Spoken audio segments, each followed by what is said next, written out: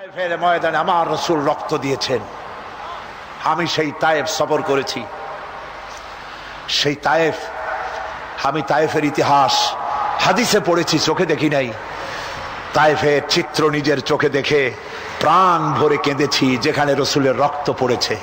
3টি জায়গায় রাসূলের রক্ত পড়েছে। সবচাইতে বেশি রক্ত পড়েছিল যে জায়গাটিতে, সেই জায়গায় প্রাণ ভরে কেঁদেছি। আমার স্ত্রী আমার সাথে ছিলেন। আমি তায়েফে গিয়ে লোকেরা আমাকে যখন বলল বিশ্রাম নিতে, আমি বললাম না, বিশ্রাম করব না, আগে আমারে নিয়ে যাও। আমার রাসূলকে মারছিল যেই রাস্তাটায়, ওই রাস্তাটা আবার আগে দেখাও। 3 দিনের না খাওয়া, রাস্তার 2 দিকে কাফেরেরা দাঁড়ানো, চতুর্দিক থেকে পাথর মারা শুরু করে দিল। আহারে, এমন সুন্দর চেহারার মানুষ দেখে কেমনে মারলো তারা। হুজুর পড়ে গেলেন, ওরা কাফেরেরা এসে জোর করে ধাক্কা মেরে হাঁটানো। আবার হুজুর পড়ে গেলেন, বেহুশ হয়ে পড়লেন। আবার ওরা উঠাইয়া জোর করে আবার হাঁটানো। তৃতীয় শেষ জায়গায় গিয়ে হুজুর বেহুশ হয়ে পড়ে গেলেন। শরীর থেকে সবচাইতে বেশি রক্ত পড়েছে সেখানে। আমি লম্বা সেজদায় পড়ে এত কান্দা কাঁদছি, আরে আমার নবীজির রক্ত পড়েছে এই মাটিতে। ফেরেশতারা এসে বলছেন, হে রাসূল, আপনার এই অবস্থা থেকে আকাশের ফেরেশতারা কাঁদতে কাঁদতে অস্থির হয়ে গিয়েছে। আপনি আমাদের অনুমতি দেন, এই পাহাড় চাপা দিয়া কাফেরের গোষ্ঠী সাফ করে দেই। আমার নবীজি বললেন, না, আমি তা বলবো না। আমি তো পৃথিবীর মানুষকে প্রতিশোধ দিতে আসি নাই। আমি যদি হুকুম করি আর আমার হুকুম মতো সবগুলি যদি পাথর চাপা দিয়ে মারিয়ে ফেলে দাও, তাহলে আমি কাল কালে পৌঁছাবো লা ইলাহা ইল্লাল্লাহু মুহাম্মাদুর রাসূলুল্লাহ। সঙ্গে যায়েদ, রক্তাক্ত শরীর। আরে, যেই শরীরের দিকে মানুষ একবার তাকাইলে চোখ ফিরাইতে পারত না। হযরত আয়েশা বলেছেন, যে সমস্ত নারীরা ইউসুফ আলাইহিস সালামের দেখে হাত কেটে ফেলাইছিল, ওরা যদি আল্লাহ রাসূলকে দেখতো, হাত কাটতে কাটতে কলজা কাটে ফেলাই দিত, টের পাইতো না। এমন মানুষের গায়ে কেমনে বাছুর মারল।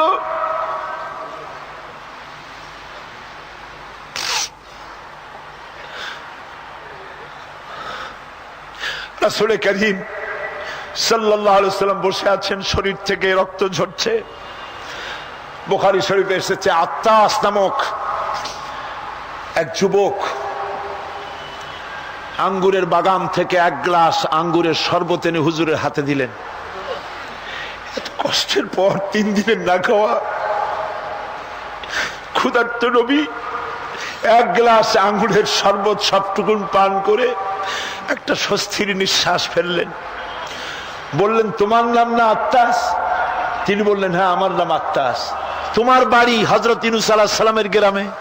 বললেন যে হ্যাঁ, আমার বাড়ি ইউনূস আলাইহিস সালামের গ্রামে। যুবক জিজ্ঞেস করলেন, হুজুর, আপনি কি করে বুঝলেন আমার নাম আত্তাস আর আমার বাড়ি ইউনূস আলাইহিস সালামের গ্রামে? আপনি জানলেন কি করে? হুজুর বললেন, আমিও নবী, ইউনূস আলাইহিস সালামও নবী। এক নবীর খবর আর এক নবীর কাছে থাকে। রাসূল গায়ের রক্তগুলি ধুইয়ে 2খানা হাত আল্লাহর দরবারে তুললেন। আজকে দুনিয়ায় কেউ নাই হুজুরের, খাদিজা নাই, আবু তালেবও নাই, রাসূল একা। সাহাবীরা দিনের বেলায় কাফেরদের ভয়তে হুজুরের সঙ্গে দেখা করতে পারে না। হুজুর বলেন, আমার ওই কষ্টের সময় খাদিজা নাই। ওই সব পাথরগুলি আমি আজও চিনি, যে পাথরগুলি আমি যাওয়ার সময় রাস্তায় পাথরগুলি আমাকে বলেছে, আসসালামু আলাইকা ইয়া রাসূলুল্লাহ। পাথরগুলি আমাকে সালাম করেছে। আল্লাহ পাক আমাকে সান্ত্বনা দিয়ে বলেছেন, ইয়া আইয়ুহান নবী হাসবুকাল্লাহ। ও নবী, কোন চিন্তার কারণ নাই, আমি আল্লাহ তোমার জন্য যথেষ্ট। আবু জেহেল, আবুল আহাব, উতবা এবং শাইবা সবসময় রাসূল করিম সাল্লাল্লাহু আলাইহি ওয়াসাল্লামের বিরুদ্ধচারণে ব্যস্ত থাকত। তারা মহাগ্রন্থ আল কোরআনের উৎস জানার চেষ্টা করল। এই সম্পর্কে মুহতারাম মাওলানা আলোচনা করছেন। আবু জেহেল, আবুল আহাব, উতবা, শাইবা এরা সবাই রাসূলের ঘরের চার কোনায় দাঁড়িয়ে কোরআনে কারীম তারা আবিষ্কার করতে গেছে যে মুহাম্মদ সাল্লাল্লাহু আলাইহি ওয়াসাল্লাম কোরআনের নামে যে কথাগুলি বলেন, এই কথাগুলি তিনি কোত্থেকে আবিষ্কার করেন, কোথা থেকে পান? তিনি কি কোনো কবির কাছ থেকে ট্রেনিং নেন? কোথা থেকে এগুলি পান তিনি? তাই জানার জন্য ওরা গিয়ে, আবু জেহেল যে গিয়েছে আবু সুফিয়ান তা জানে না, উতবা যে গিয়েছে শাইবা তা জানে না, একে অপরের অজান্তে ঘরের চার কোনায় দাঁড়িয়ে আছে। গভীর রাত্রে সরকারে দো আলম আশরাফুল আম্বিয়া নবী মুহাম্মদ রাসূলুল্লাহ সাল্লাল্লাহু আলাইহি ওয়াসাল্লাম তেলাওয়াত করা শুরু করেছেন। এখন বুঝুন, একে তো আল্লাহর কালাম, আর তেলাওয়াত করছেন তিনি যার উপরে এটা অবতীর্ণ হয়েছে। একটু আগে যে কারি সাহেব তেলাওয়াত করতেছিলেন, কি বলেন, কেমন লাগলো? সুবহানাল্লাহ, সুবহানাল্লাহ, মনে হচ্ছিল সারা রাত তেলাওয়াত হোক আর শুনতে থাকি। এখন বুঝুন যে রাসূল নিজে তেলাওয়াত করতেছেন। আবু জেহেল, আবু সুফিয়ান, উতবা, শাইবা আল্লাহর নবীর ঘরের চার কোনায় দাঁড়িয়ে নবীজির তেলাওয়াত করা কোরআনে কারীম শুনতেছে। ওদের মনে মনে চিন্তা জাগলো, আর একটু শুনে তারপরে বাড়ি যাব, আর একটু শুনে নেই তারপরে বাড়ি যাব। এভাবে করে চিন্তা করতে করতে নবীজির মুখী আল্লাহ রাব্বুল আলামিনের কালাম শুনে শুনে চারটা কাফেরের জন্য ফজরে রক্ত হয়ে গেছে। বাড়ি যাওয়া তো দূরের কথা, দাঁড়ানো থেকেও কেউ বসার সময় পায় নাই। কোরআনে কারীমের আকর্ষণ, এ মোহাব্বত মানুষকে এভাবে টেনে আনে। দেখুন, শুধুমাত্র লিফলেট ছড়ানো হয়েছে আর পত্রিকায় একটু এসেছে তাফসীরুল কোরআন মাহফিল হবে। 3 দিনের মাহফিলের প্রথম দিনই মাঠের কাম সারা হয়ে গেছে। এরপরে কাল এবং পরশু কি হাসর হবে আল্লাহ রাব্বুল আলামিন ভালো জানেন। আমার ভাইরা, এই আকর্ষণ আমি বলে থাকি আল্লাহর কসম, এই আকর্ষণ সাইদির নয়, এই আকর্ষণ আল্লাহ রাব্বুল আলামিনের কোরআন মাজিদ। এর থেকে যারাই এই কোরআন থেকে মানুষকে বিচ্ছিন্ন করতে চাইবে, ওরাই জনগণ থেকে চিরতরে বিচ্ছিন্ন হয়ে যাবে। বন্ধুগণ, আবু জেহেল, আবু সুফিয়ান, উতবা, শাইবা 4 জন রওনা করেছে সকালবেলায়। আবু জেহেল জিজ্ঞেস করছে, আবু সুফিয়ান রে, কখন আসছো? কয় অত রাত্রে। উতবা, শাইবা তারাও বলল মুখ রাত্রে। কেউ কোনো কথা বলে না। আবু সুফিয়ান বলছে, ভাই আবু জেহেল, যদি তুমি রাগ না করো একটা কথা কই। হ্যাঁ, বলতে পারো। দেখুন, এই যে সারা রাত ধরে মুহাম্মদ সাল্লাল্লাহু আলাইহি ওয়াসাল্লামের মুখে আল্লাহর কালাম শুনলাম, আমার মনের বিশ্বাস, লাত মানাতের কসম করে বলতে পারি, এই কথা মানুষের বানানো হতে পারে না। এটা কোন ঐশ্বরিক বাণী হবে, এটা মানুষের। আবু জেহেল বলছে, দেখো ওই কথা তো আমারও, কিন্তু মুশকিল হলো এই, আমরা হলাম লিডার, আমরাই যদি এতে আকৃষ্ট হয়ে পড়ি তাহলে তো আবু বকর, ওমরের মতো আমরাও পাগলামি করে বসবো, আমরা ওই দলে চলে যাব, আমরাও মুসলমান হয়ে যাব। সুতরাং আমি বুঝতে পেরেছি তোমাদের কোরআন শোনার পাগলামিতে ধরেছে। তোমরা আমার হাতে হাত দাও, তওবা পড়ো, এই জায়গায় কোরআন শুনতে আর কোনো দিন আসবে না। কি করবে? ইচ্ছের বাইরে নেতাকে খুশি রাখতে হয়, তাই বাধ্য হয়ে সবাই তওবা করবে। তওবা করে বাড়ি চলে গেছে।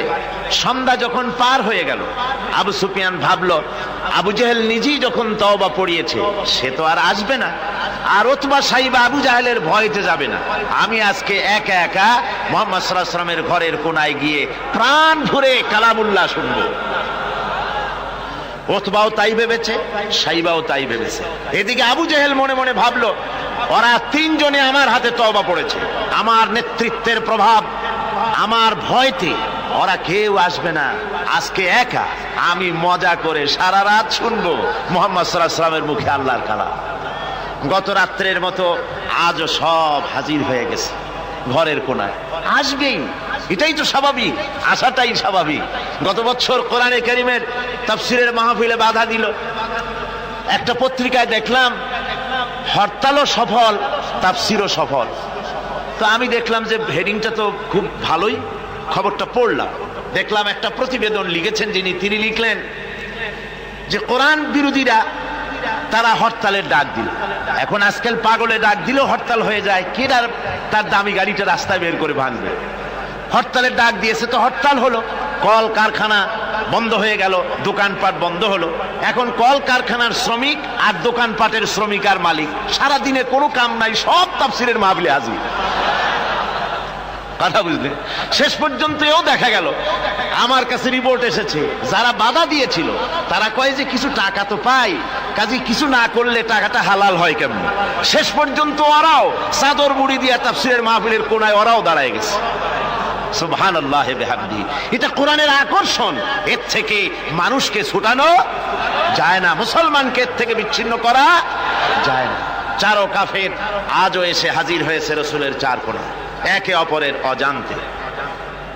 এরপরে রাত যখন শেষ হয়ে আসে তখন আবু জেহেল মনে করলো আর দাঁড়ানো ঠিক না, আবু সুফিয়ান, উতবা, সাইবা ওরাও মনে করলো আর দাঁড়ানো ঠিক না।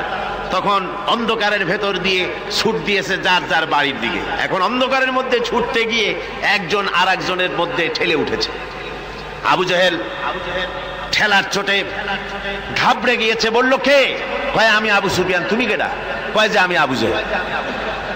আবু জেহেল বলছে, আবু সুফিয়ান কালকে তুমি আমার হাতে তওবা পড়লে, আজকে আসলে কেন? কয় যে দেখো মাতবাড়ি সব জায়গায় চলে না, তুমি আসলা কেন সেইটা কও আগে। চারজন চলতেছে।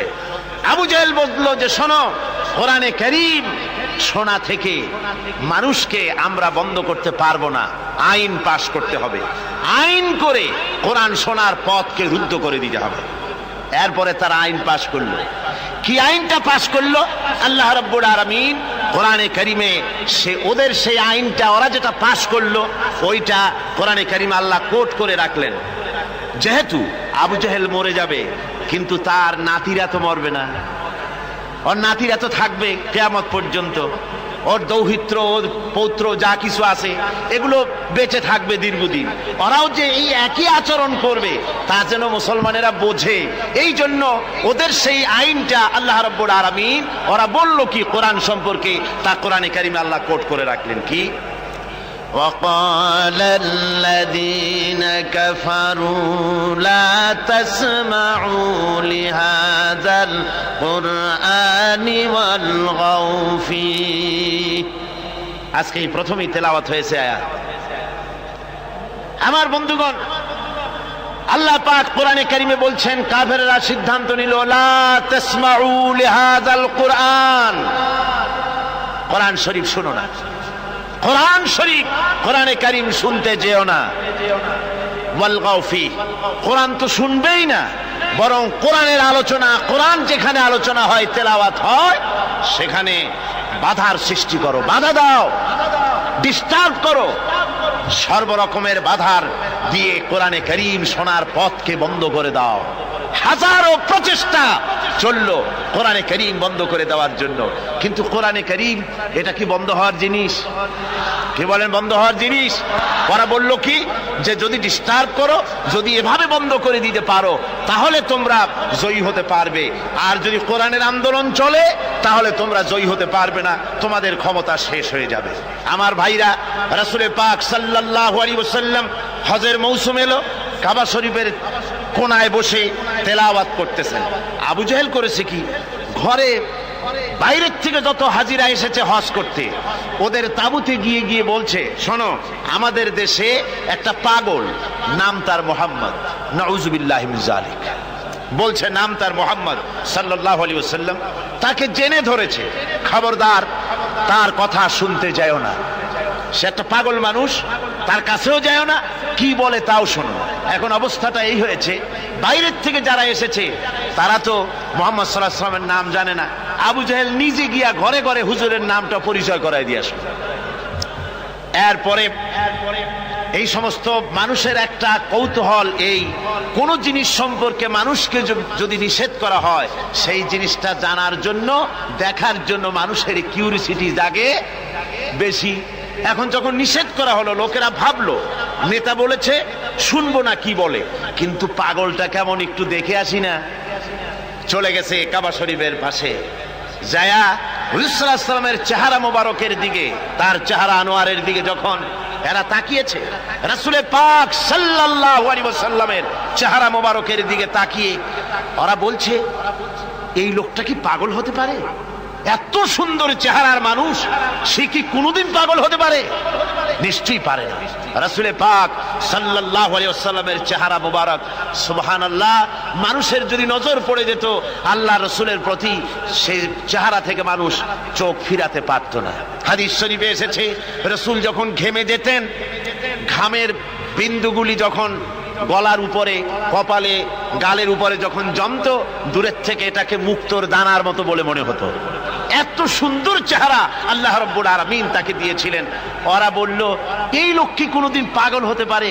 আমরা তো পাগল দেখেছি, চুলগুলো থাকে উস্কো খুস্কু, দাড়ি একটা থাকে এদিক আর একটা থাকে ওদিক, দাঁতে থাকে ময়লা, চোখগুলো থাকে উদাস উদাস ভাব, হাতে থাকে নখ, জামা কাপড় ময়লা বিশ্রী, এই তো পাগলের পরিচিতি।